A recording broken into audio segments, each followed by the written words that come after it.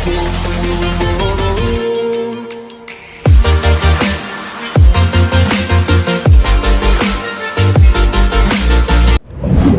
นี้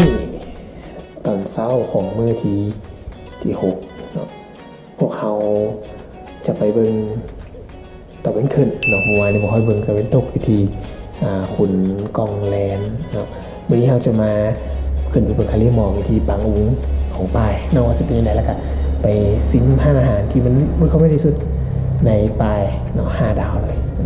เดี๋ยวไปชมกันเลยตอนนี้เขาตื่นตอน5 โมงครึ่ง6 โมงเย็นเพื่อไปให้ทันเนาะไปให้ทันตะเวนขึ้นยอดเขาเป็นกันเราจะเป็นไหนนะ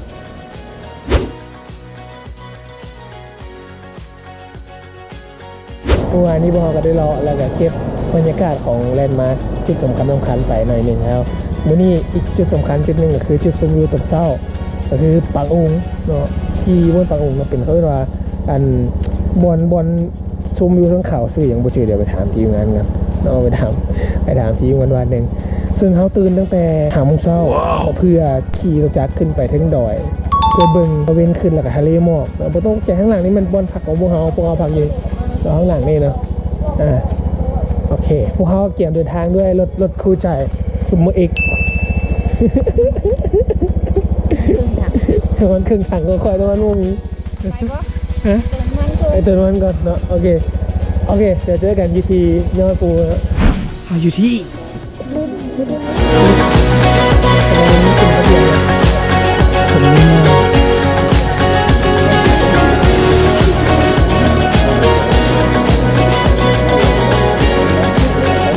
นี่เขากลับมาถึงยังจุดตรงนี้ทะเลหมอกกินไหลโอ้โหหมอกน้ำไหลเนี่ยก็เสียงโอ้มีแต่ต้นหมอกทะเลหมอกกินไหลนี่ครับโอ้โหคนเยอะมากโอ้โหมุม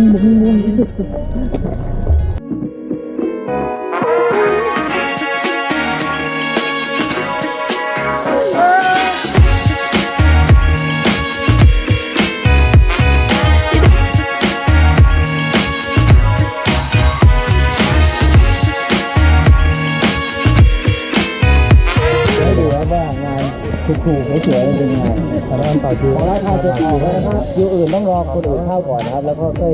เข้ามาคิวเนี่ยครับก่อนเขา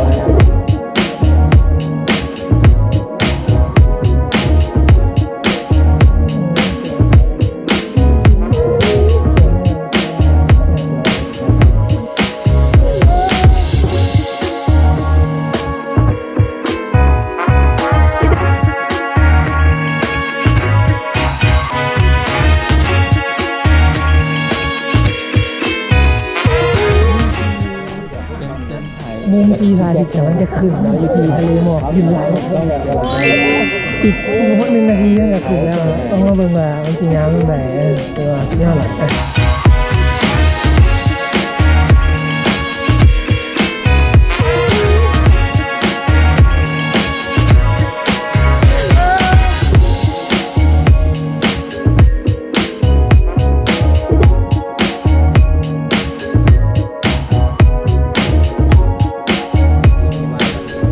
ตอนนี้ขึ้นแล้วตุ้ยสุดยอดเขายึดพื้นที่แล้วก็ปักธงไว้ You see the sunrise you have to stay beside ถ้าดูพระอาทิตย์ขึ้นให้ดูข้าง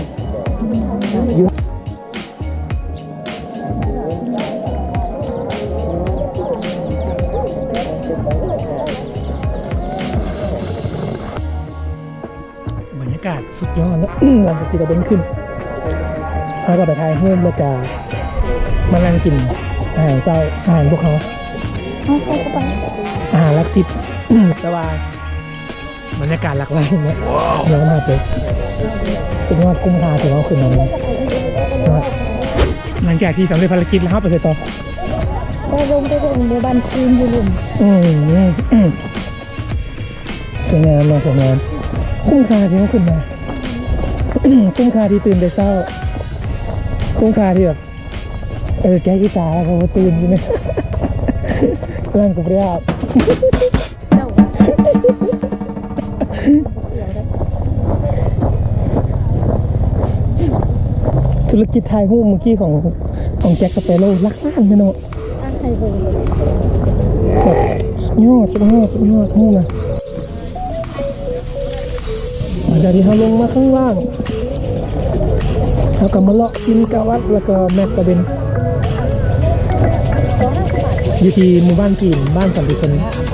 แล้วก็บงให้เอารถใหญ่ขึ้นไปมันจะขึ้นไปได้สำหรับรถใหญ่มันต้องจอดอยู่นี่แล้วก็ขึ้นรถกระบะของชาวบ้านขึ้นไปเมาน่าจะห้องหนึ่ง300 บาทเนาะ300 บาทห้องหนึ่งในการขึ้นไปประมาณนี้เนาะสำหรับจุดชมวิวเมื่อกี้นี่น้อยชื่อนี่ แต่ได้เอาเลย จะน้ำจะไปถ่ายรูปวิวทางเดิมเนาะแล้วก็เยี่ยมเพียงมันเป็นห้างอาหารที่รีวิวก็จะรีวิวแบบสูงสุดเลยอยู่ที่ปลาย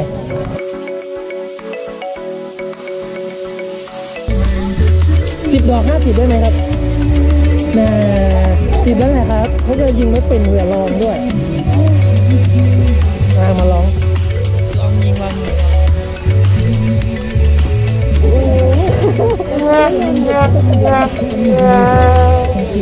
วยเจ้าขึ้นเพิ่งเลยก็ได้มันจึงถึกแสงหนานะลองยิงกันดูเป็นพอลองยิงมา2 ดอกคนประคตมาออกมาขึ้นหัวไม่เหมือนที่โกงวันนะ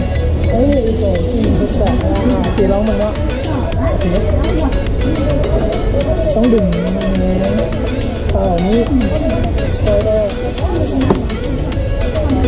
เยอะเล็กไป2 ออก1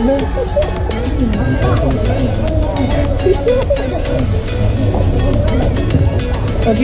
นัวกินแล้วนะก็ถึงก่อนเดี๋ยวเผ็ดบวกเผ็ดร้อย1 2 3ก็เผ็ดกันอันนี้ก็เผ็ดใหญ่ก็เผ็ด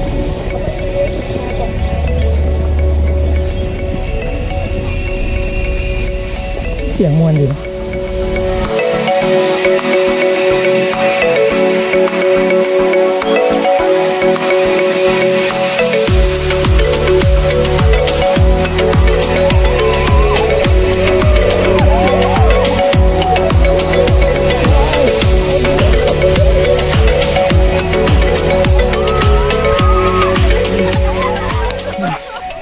หลังจากนี่ไงหลังจากที่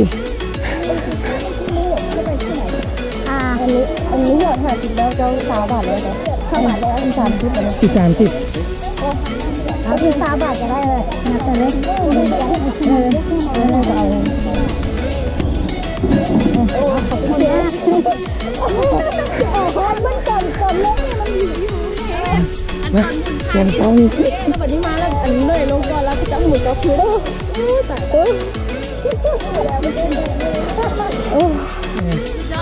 ุดยอดเลย นี่คือบรรยากาศของหมู่บ้าน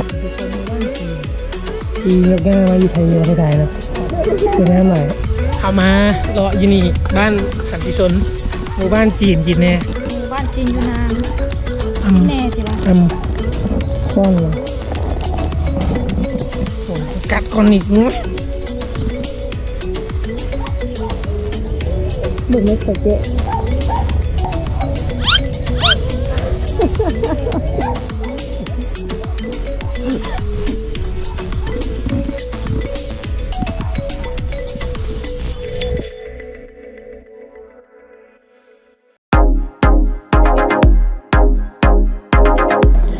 อันนี้อยู่ที่บ้านจีนนะบ้านสันติชนกำแพงเมืองอย่างสักอย่าง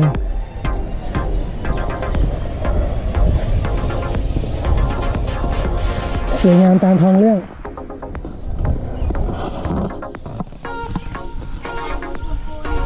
โอเคนี่คือห้านอาหารก็เป็นหมู่บ้านที่ดังหลายดังที่สุดในป่ายก็ปูล่า5 ดาวแฮม5 ดาวซื้อว่าห้างอย่างกระบุ้งห้านอาหารชุมชนห้านอาหารชุมชนกับดิชนถือว่าเขาบุญโอกาสได้กินพอเขาจะไปต่อบุญมามี โอเค ตอนนี้เขาจะไปต่อไปบุ้งว่าอยู่ใส่เดี๋ยวขอฟังที่งานกันหลังจากที่พวกเขาไปวงน้ำพุฮ้อนมาแบดเบ็ดถ่ายไปได้นะแต่ตอนนี้มาที่สวนสตรอเบอรี่มาเบ็ดสวนสตรอเบอรี่ลืมปั่นสตรอเบอรี่สดๆใช่ปะ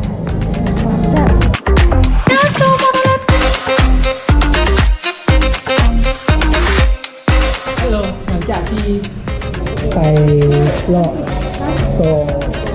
นวนที่ผ่านมาคือเชียงรายแล้วก็ใต้แม่ฮ่องสอนเลยคือพวกเขาได้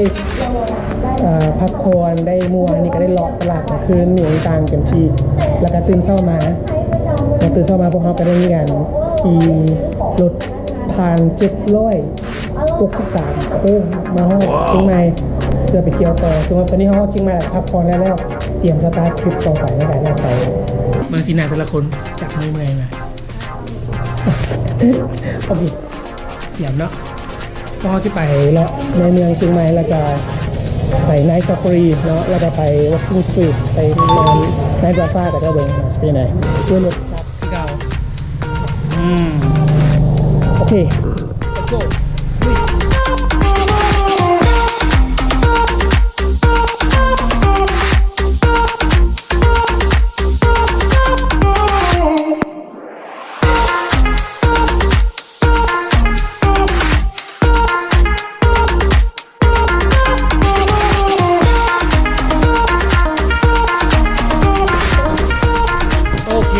อันนี้เขามาฮอดเชียงใหม่ในซาฟารีแล้วเนาะเขาจะไปหลักกันเลยนี่เขาอยู่ใส่เบฟอันนี้ใส่อยู่เชียงใหม่ในสตอรี่ในซาฟารีมาแบบทุลักทุเลนครับ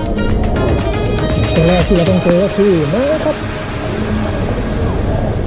Hello guys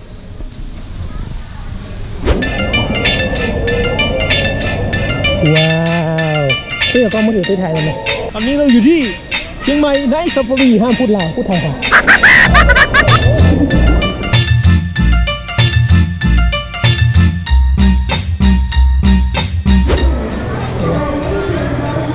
ตอนนี้เขาก็ได้ตัวเข้าแล้ว4 ปีละ300 บาทคันคนต่างประเทศ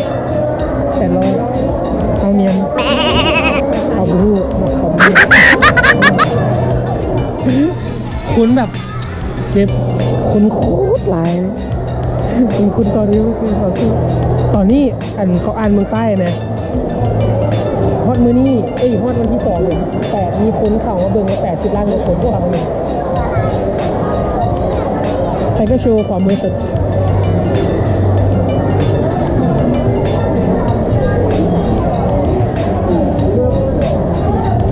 ถ่ายด้วยนี่ของจริงของปลอมเนี่ยโอ้ย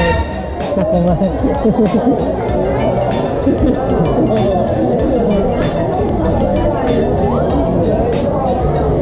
ก็แขนถ่ายรูปได้รูปเบาๆเลยค่ะห้ามรูปหัวก็พอห้ามรูปหัวจับได้ถ่ายรูปได้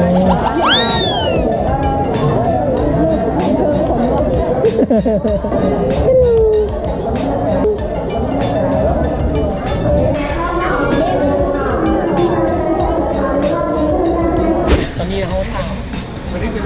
ำเป็นรถค้นแบบ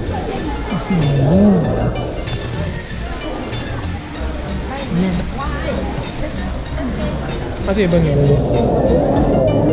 เบิ่งสัตว์กลางคืนเบิ่งเสือเบิ่งงูมีตอนนี้เป็นแมปโอเคตอนนี้เราอยู่ที่ไหนเราอยู่ทางเข้าอาคารเราอยู่ตรงนี้เราอยู่นี่มันจะไปอย่างนี้เราอยู่นี่อย่างนี้รอบนี้นี่ตรงนี้อันนี้เดินดูได้อันนี้ยังเดินได้แต่ตอนนี้ขี่รถน่าเสียดายขี่ไทยก็โชว์ไปลงไปทันเสียดายกะท้ายเป็นโปรแกรมเดิมเลยในที่สุดเขาก็ได้มาแล้วนั่งรถชมแท็กกลางคืนแต่บรรยากาศหลอนที่สุด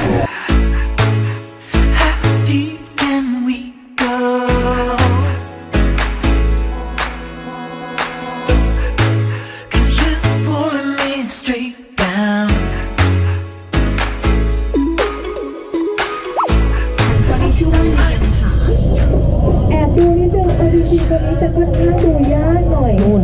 สีดำๆเห็นหูตั้งอยู่ข้างบนไหม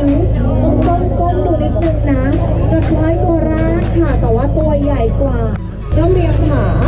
ยังแอบได้เห็นเลียงผานะ บางรอบมานี่เห็นแต่ผาเลียงทั้งนั้นเลยนะคะตรงนี้ดูยากจริงๆสำหรับเจ้าเลียงผาสัตว์สงวนของไทยเหมือนกันค่ะเจ้าแกะบาร์เบอรี่หรือว่าแพะภูเขานะคะพวกนี้มาจากแถบแอฟริกาเหนือปีนป่ายเขาเก่งกระโดดสูง 2 เมตรนะคะสำหรับแกะบาร์เบอรี่ค่ะ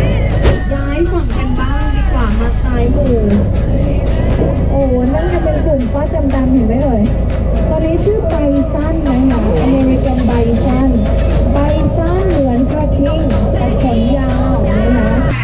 ไฮยีน่าสายพันธุ์ที่เล็กที่สุดในบรรดาไฮยีน่าทั้งหมด3 สายพันธุ์ไฮยีน่าคือสัตว์กินซ่า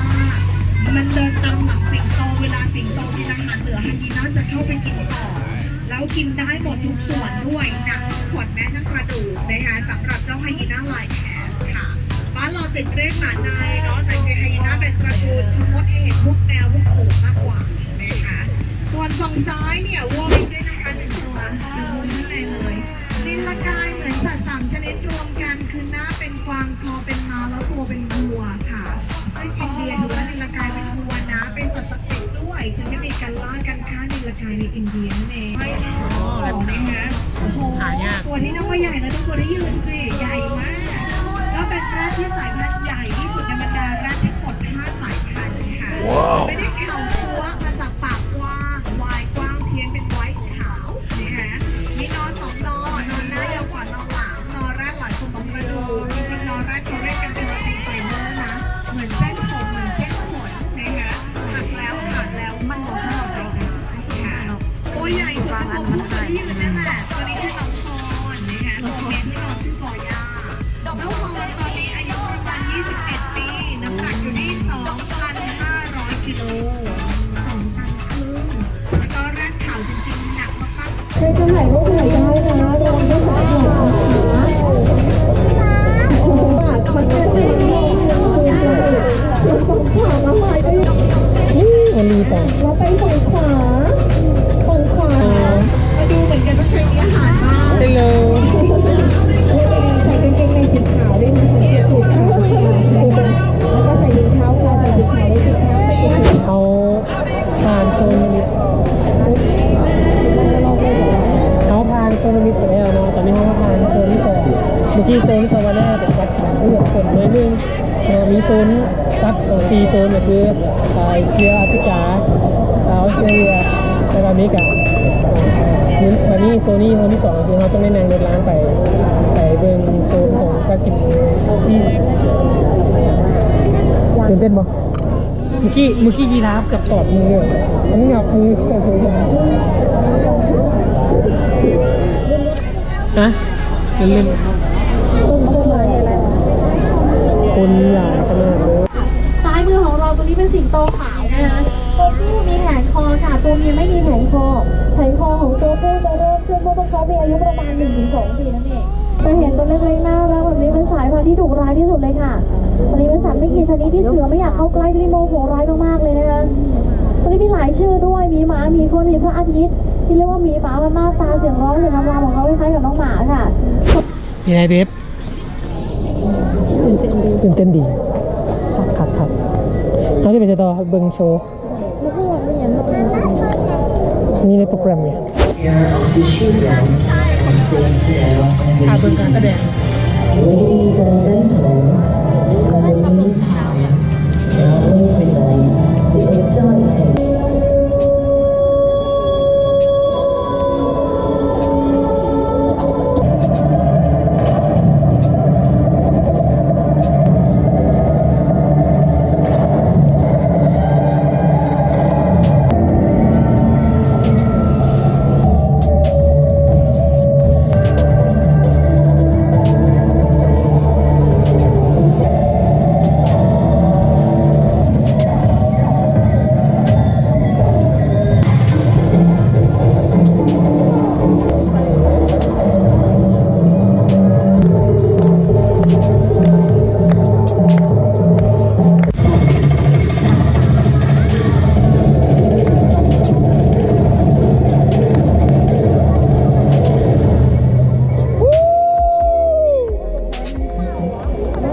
เคถือว่าจบทริปในซาฟารีแบบงงๆมาบทันบางซัด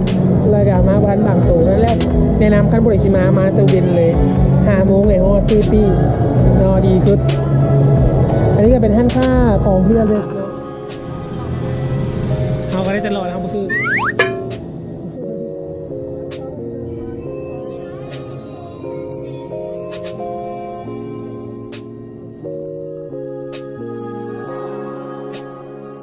ฮัลโหลสบายดีตอนเช้ามื้อที่6มื้อนี้พวกเรามาเลาะเที่ยวอยู่ที่ตัวเมืองเชียงใหม่เนาะโดยจะเป็นบอลแลนด์มาร์คต่างๆซึ่งจุดที่เราจะมาอยู่ที่ดอยสุเทพอีกบอลหนึ่งที่ว่าหลายคนมักมาคือว่าสวยงามสมควรแต่ไม่รู้จักว่าสิบปีไหนเนาะ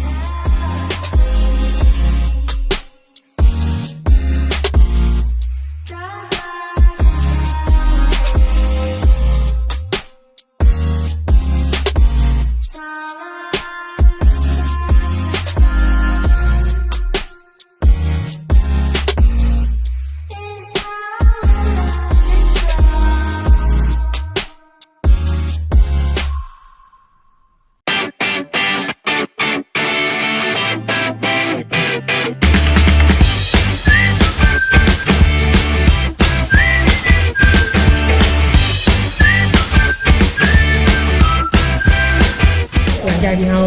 ไหว้พระธาตุดอยสุเทพแล้วเราก็จะไปเบิ่งพระตำหนักครูพิมพ์เป็นที่ประทับทรงงานของประเทศที่จะทำให้อันนี้ยังงานอะไรนะครับก็เลยถือความสวยงามไปดูว่าที่งานกันแบบ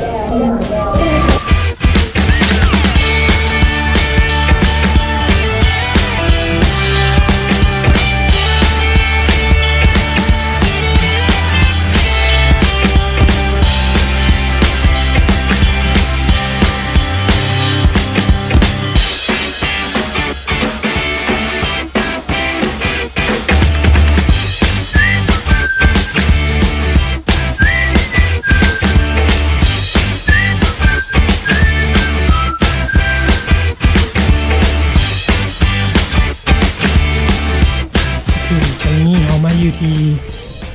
สวนกุหลาบก็เช่นกล้วยไม้ของราชวงศ์พักกันน่าหลาย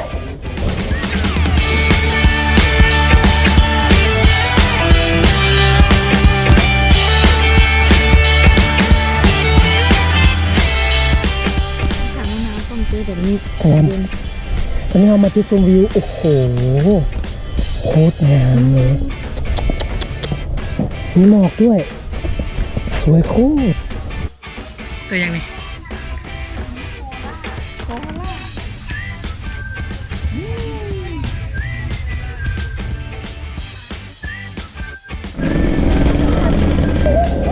สถานีหลังจากที่พวกเขารอพัฒนาภูมิแล้วสุดเด่นสถานีนี่ก็คือบ้านมงดอยปุยเราจะมาเลาะตรงเชียงรายหรือลำพาพี่มาปล่อยเอสเซ่ป้า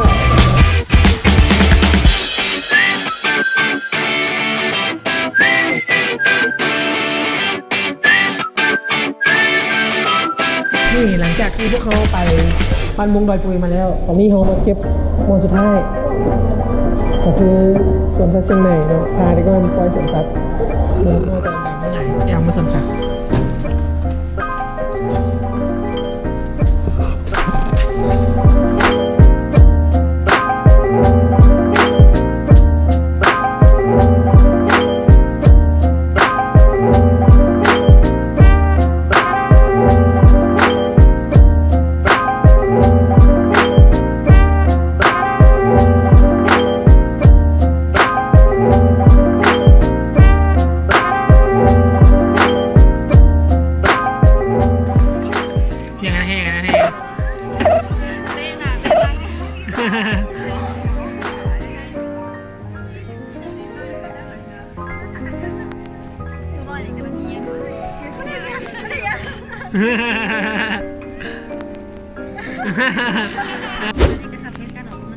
โอ้มีจับเสาเลยมีจับเสาเลยเอาสิดูท่ายิงโอ้ท่ายิง อ๋อนี่นะมีท่าอีกท่าอีกท่าอีกท่าอีกงานละมีท่าด้วยท่าทายตึ๊ดโอ้โอ้โอ้โอ้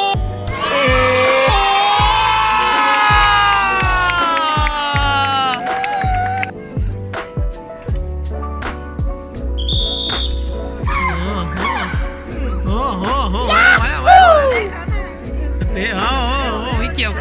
ขามาโฮอ๊บ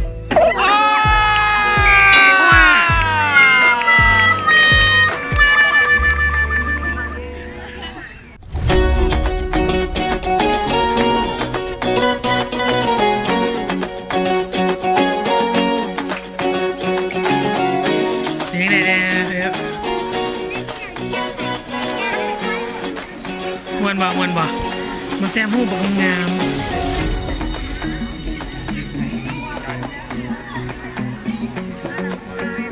บริขามันตั้งเอาไว้โอ้มันตั้งเอาไว้ฮะ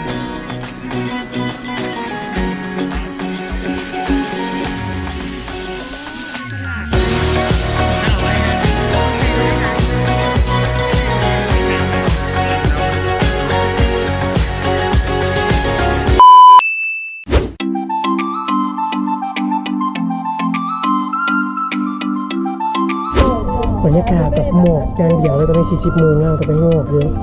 ดูเองเลยดิหนาวมากถึงวัดแล้วนี่อยากจะเป็นอันนี้เราจะไปนอกจากปางไส้โอเคดูบรรยากาศ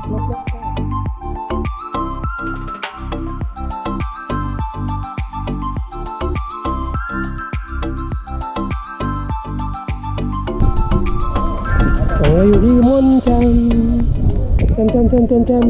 หนาวเบิ่งจากภาพ